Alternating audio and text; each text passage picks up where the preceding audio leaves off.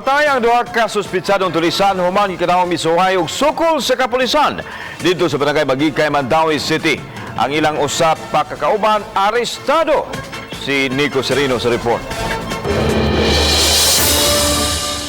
Sa Albanyo Street, Barangay Magikay, nahitabo ang robbery incident pasado alas 12 kaganihang kadlawon. Ang biktima, babaeng empleyado nga gilabnihan og bag, daling nagpatabang nga nakapaalerto sa mga pulis sa duol. Ang mga sospek nga luwan og motorsiklo og armado na corner sa kapulisan apan giingong misuway og sukol maong nagkapinusilay. Patay diha-diha ang usa ka nailang si Louis Singwat ug Marlon Manalo. Anaa karon sa usa ka funeraria ang ilang patayng lawas ug hangtod sa pagkutlo ni ining balita wala pay mi-claim nga mga tagtungod. Samtang naputo sa pagmahay ang laing sospek nga giilang si RJ Sumatra, 24 anyos. Gitanggong siya sa kasuntingan pulis. Na-recover kaniya ang usa ka 38 nga revolver ug mga bala nga matud ni Sumatra gipagamit lang sa iya.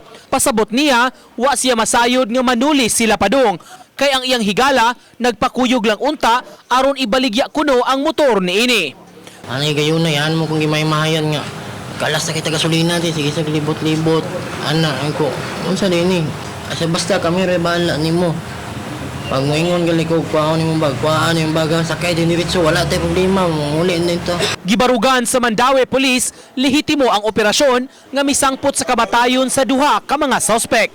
Sila ang iuna o pabutok sa ato ang pulis.